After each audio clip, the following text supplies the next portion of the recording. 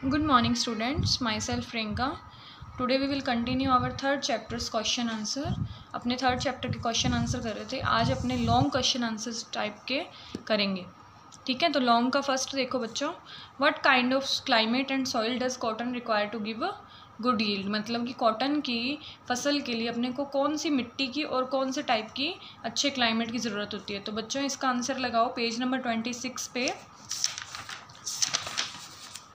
देखो page number 26 पे आपको ये पैराग्राफ दिख रहा होगा, cotton is warm season crop require moderate rainfall. यहाँ से लगाओ, यहाँ से लेकर और growing cotton last second line में यहाँ तक देखो, cotton is a warm season crop requiring moderate rainfall. यानी कि कॉटन को अच्छे रेनफॉल की ज़रूरत होती है। It need fertile clay soil, good moisture holding capacity, अच्छा मॉइस्चर चाहिए होता है, ब्लैक सॉइल एल्वियल सॉइल चाहिए होती है। ठीक है, that is suitable for growing cotton. यहाँ तक लगाओ।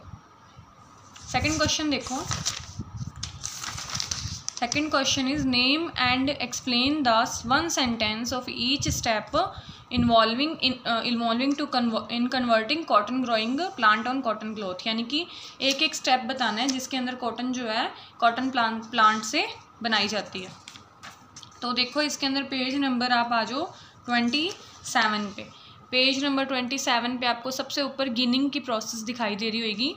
Ginning, cotton ball is burst open after maturing.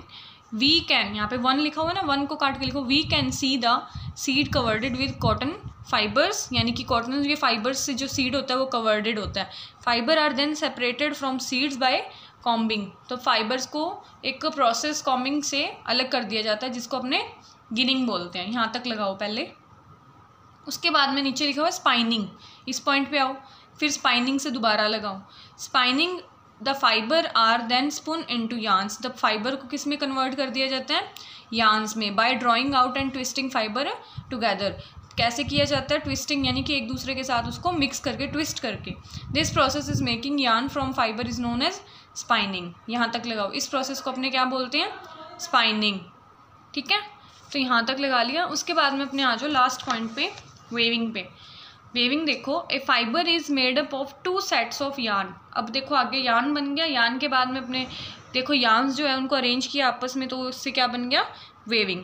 ठीक है, ये है अपना सारे स्टेप्स कॉटन ऑब्टेन करने के। तो एट लास्ट इसके बाद में क्या है, कॉटन बन जाता है। This is done by weaving. यहाँ तक निशान लगा लो। ठीक है, ये तीनों पॉइंट्स आपने एक एक लाइन छोड़कर पॉइंट वाइज लिखने हैं। पहले गिनिंग लिखोगे, उसके बाद में इतना सारा आंसर लिखोगे, फिर एक लाइन छोड़ के स्पाइनिंग लिखोगे, फिर ये आंसर लिखोगे यहाँ तक।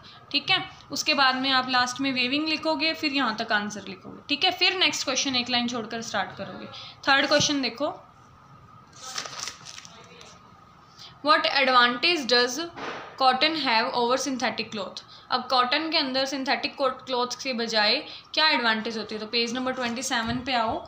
इसके अंदर देखो बच्चों, मैंने तुम्हें पहले भी बताया था कि कॉटन क्लॉथ्स जो होते हैं वो गर्मी के अंदर अपने लिए बहुत ज़्यादा सूटेबल होते हैं, बिकॉज उसमें से एयर इजीली पास हो सकती है। बट सिंथेटिक फाइबर्स जो होते हैं उनके अंदर ऐसा नहीं होता। सो आंसर लगाओ अपने लास्ट पैराग्राफ में लिखा हुआ है ना, कॉटन क्लॉथ, यहाँ से लगाओ। Cotton cloth is soft, let air in, this is also absorb sweat.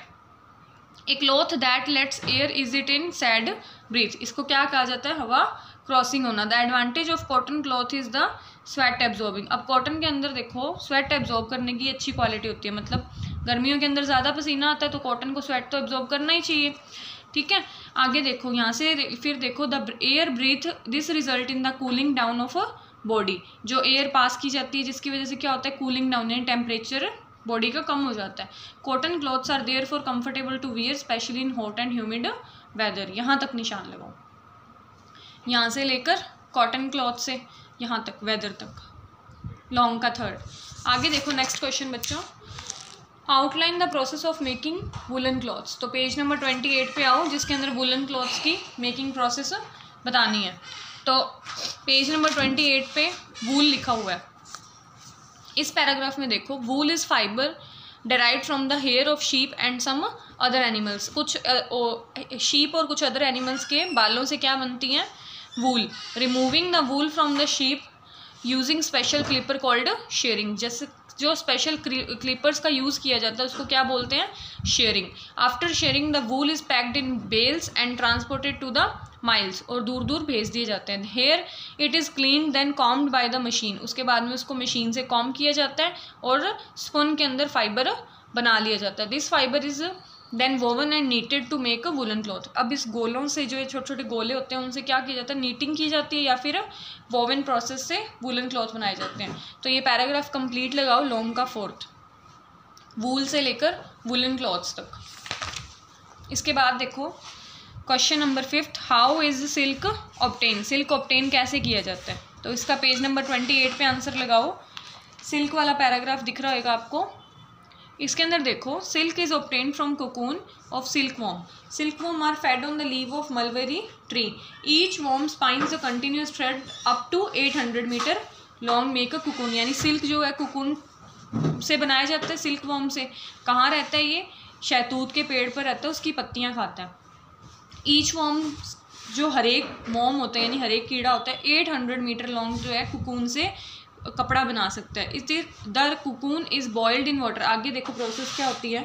Cocoon को पानी में बॉईल किया जाता है to kill the silkworm and unwound to the get silk fibre, ठीक है। उसके बाद में उसको वहाँ से अनवाउंड यानी उतार लिया जाता है। The rearing of silkworm for the production of silk is known as sericulture. तो इस प्रोसेस को क्या कहा जाता है, सेरीकल्चर। यहाँ तक निशान लगाओ।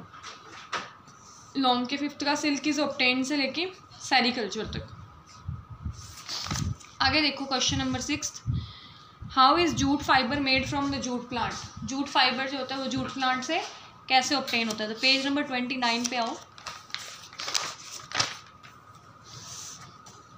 पेज नंबर 29 पे देखो, after harvesting the stalk of plant, last second paragraph है जो, after harvesting the stalk of plant are tied in bundles, जिसको रेटेड बोलते हैं, यानी सोक किया जाता है पानी में 20 दिन तक। This process is soften the tissue of permit the fibre to separate, इसकी वजह से क्या हो जाते हैं, टिश्यू जो हार्ड होते हैं वो सॉफ्ट हो जाते हैं, जिससे फाइबर अलग अलग किया जा सकता है। The fibre are then stripped from the stalk in long strands and washed in clear running water, उसके बाद में इसको क्या किया जाता है, फाइबर को अलग अलग करके और रनिंग वाटर, पानी बहता होता है उसमें इनको धोया जाता है, ठीक है। And then they are hang up spread out to the dry, फिर इसको सूखने के लिए कुछ दिनों तक छोड़ दिया जाता है। After 2-3 days of drying the fibre tied into bundles and send to the mills, उसके बाद में जब ये सूख जाते हैं तो इसको कई दूर जो है माइल्स दूर तक पहुंचा दिया जाता है, ठीक है बच्चों। तो ये आपका लॉन्ग का 6th भी हो गया। लॉन्ग आपके क्वेश्चन आंसर कंप्लीट हो गए हैं। इसके बाद आपको इसको नीट एंड क्लीन राइटिंग में नोटबुक में कर देना, ठीक है बच्चों, और अपना होमवर्क साथ साथ कंप्लीट करते रहना। Thank you.